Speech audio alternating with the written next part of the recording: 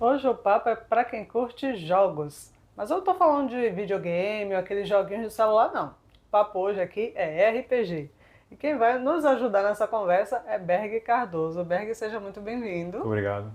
Vamos começar explicando para quem não sabe ainda, né? Muitas pessoas não conhecem, apesar de ser um jogo muito popularizado. Mas o que é o RPG? Bom, simplificando bem mesmo, assim, o RPG, da sigla do inglês, no caso o Role Playing Game, é o jogo de interpretação de papéis. Mas, assim, é um jogo de contar histórias. Sim. Tipo assim, vai envolver um grupo de amigos, eles vão contar uma história, só que em conjunto. Cada um vai contribuir com sua parte, não vai se prender a um roteiro. Assim, diferente de uma peça de teatro, né? Assim, uma brincadeira de imaginar e contar a história junto. Cada um Entendi. colaborando. E pelo que eu andei lendo, Berg, é um jogo que não tem um vencedor, né? Exato. O bacana do RPG é como você falou, é que é um jogo que é para ser em grupo, em equipe, não é isso? Exato, assim, até questão de trabalhar as competências sociais, assim, tipo, eu sempre destaco isso, que ele é um jogo que trabalha muito o social. E assim, como é um jogo assim que ele não vai ter um vencedor, assim, ninguém perde ninguém, todo mundo trabalha junto para vencer um desafio. Aí no caso, Entendi. dentro da composição, vai existir os jogadores, né, o grupo de jogadores e um mestre de jogo. Aí, por exemplo, o mestre vai funcionar como? Fazendo um paralelo com o videogame. O videogame tem a tela da TV ou do computador, você visualiza. Aí, no caso, no RPG, o mestre ele vai descrever a cena. Tipo, vocês estão passando por uma floresta, vocês estão num castelo. Ele vai descrever, contar quais são as situações, o desafio. Vocês estão enfrentando um grupo de soldados. Aí, tipo, colocando aquele desafio e prevendo como eles vão solucionar. Colocando, tipo, um labirinto e assim por diante. Aí, a importância de cada um contribuir naquela cena para avançar na história. Massa. E como foi que começou o seu interesse? Como foi que você começou a jogar RPG? É uma coisa até curiosa, tipo, que eu comecei eu sou fã de HQ também, de quadrinhos, aí eu comecei a comprar revistas que falam desse tema, assim, aí eu sou isso lá para 94, 96, assim, mas realmente eu fui jogar já praticamente já adulto, assim, aí, na adolescência eu só acompanhava, lia, gosto de fantasia, outros temas, mas aí jogar mesmo com um grupo, já, acho que no ano 98, 2000 mais ou menos. Entendi. E levou um tempo, acho que quando começou a se falar do RPG aqui no Brasil, que as pessoas tinham um certo preconceito, não é isso, Berg? Por que isso Mas acontecia? é aquela coisa do diferente. Eu penso assim, tipo, porque, por exemplo, no ano 90 também tem aí um exemplo assim, os jogos de introdução, assim, tipo, tinha umas caixas específicas. Aí a Grow, a antiga Grow, lançava algumas caixas. A, a Estrela, Brinquedos de Estrela também lançou algumas caixas específicas dos jogos de fantasia, baseado no RPG mais famoso do mundo, que é Dungeons and Dragons. Sim. Aí eram tipo versões resumidas das regras. Aí tipo para jogar aquela coisa, tipo o pai jogar com os filhos, jogar com a família como fosse um jogo casual que a gente compra em qualquer. Na época as pessoas vendiam nos supermercados e tudo, vendiam em bancas. Aí hoje em dia é um público muito mais específico para lojas, né? Lojas de conteúdo geek, nerd. Sim. Mas hoje está muito mais difundido. E, assim, a temática avançou muito mais. Antigamente era somente jogos de fantasia medieval. Hoje já tem todo tipo de tema. Inclusive esse que você citou, Dungeons and Dragons, virou até filme, né? Isso. Aí favorece muito. Porque, tipo, na época, por exemplo, na minha infância, tinha um desenho do Caverna do Dragão. Sim. Aí foi uma jogada também de marketing das empresas para popularizar o jogo. E, tipo assim, existia o jogo, né, para se divertir tanto para adolescentes como nas faculdades americanas. E só que aí depois, não, a ideia foi essa, vamos criar um desenho para colocar para a família ver que é um jogo que todo mundo se diverte. E aí, daí fazendo até a ideia, tipo, o jogo, né, tipo, o grupo de personagens, eles vivem aventuras sequenciais a cada episódio. Então, porque o jogo de RPG favorece isso, ele não tem um limite, acabou aqui, não. A cada aventura, o mestre, o grupo dá uma ideia nova e o jogo vai crescendo, a campanha vai se desenvolvendo e até quando decidir, não, agora parou. Mas favorece muito isso. Massa. E quais são os elementos necessários para se jogar RPG? Imaginação.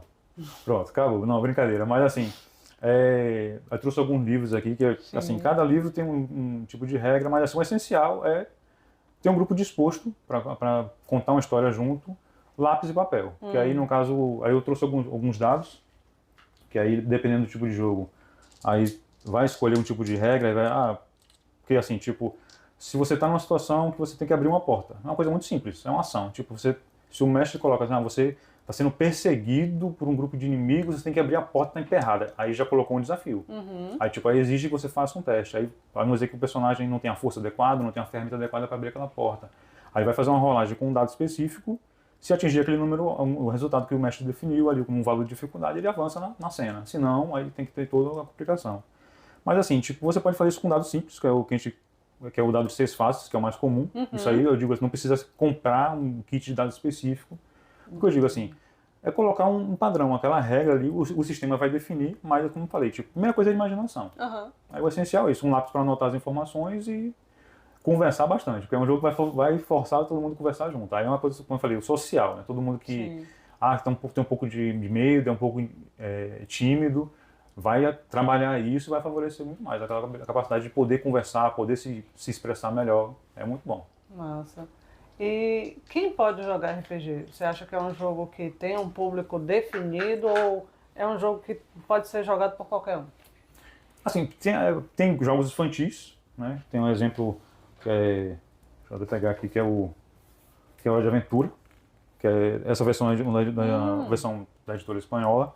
Tem até um desenho, né? E isso aí é totalmente baseado no desenho. Aí, tipo, o público infantil já se encanta porque vai contar as histórias, tipo assim, eu quero fazer tal episódio, ou eu quero jogar com tal personagem porque eu gosto, com tal princesa, e assim, tipo, é como eu falei, a criatividade é para favorecer mais. Só que tem jogos mais para adultos, aí como qualquer filme, tipo, tem jogo de filme de ação, aí tem jogos de ação, jogos de terror, que são de público diferente, mas de 10 anos, 12 anos, mas assim, tipo, dependendo do tipo de jogo, a gente fala muito de adolescente e jovens adultos, mas assim, qualquer idade, como eu falei, conseguindo se juntar àquele grupo e pensando assim, poxa, eu quero contar uma história diferente, histórias de um medieval, uma história de fantasia, uma história de ficção científica, um tema que lhe agrada, dá para utilizar. A idade vai muito depender do grupo ali. Bacana. E aqui em Camaçari, como é a adesão do público com relação ao RPG? Bom, aqui em Camaçari tem grupos isolados, né? Tipo, assim, tem grupos que jogam assim entre eles, né? Aí eu faço aquela campanha, tipo, mostro sempre nas redes sociais, eu tô jogando tal coisa, tem um meu grupo particular que a gente joga com frequência. Mas assim, tipo, o público em Camaçari, nos eventos de público Nerd Geek também, quando tem evento, o pessoal participa.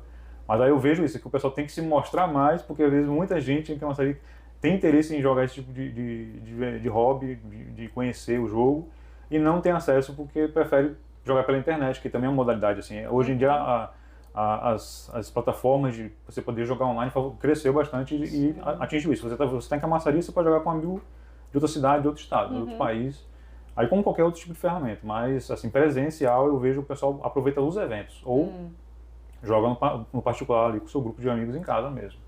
E como é que você vê, você que já joga há muitos anos, como é que você vê essa coisa das pessoas jogarem na internet, deixarem um pouco de lado o presencial e optar pela internet? Aí eu digo que uma coisa que uma pandemia para outros tipos de mercado, outro tipo de situação, acabou direcionando. Tipo, você não tinha como jogar presencialmente, eu mesmo fiquei afastado do meu grupo também, se afastou para não poder cuidados de saúde mesmo. Claro. Aí, tipo, foi uma solução. E hoje em dia, muitos amigos, assim, preferem, né, tipo, não querem nem voltar mais. Porque, tipo, vou pegar um exemplo aqui do mapa. Aí, vamos dizer que ele precisa de mostrar um mapa para não ter que imprimir um material, para não ter que usar uma coisa física, ele vai e coloca na tela do computador e todo mundo visualiza. Aí, tipo, facilita nisso. Sim. Aí eu vejo assim, mas é uma coisa muito mais de gosto. Aí, eu sou bem do presencial mesmo, eu gosto de estar ali, ver a movimentação, olhar pro jogador, eu sou mais nessa linha.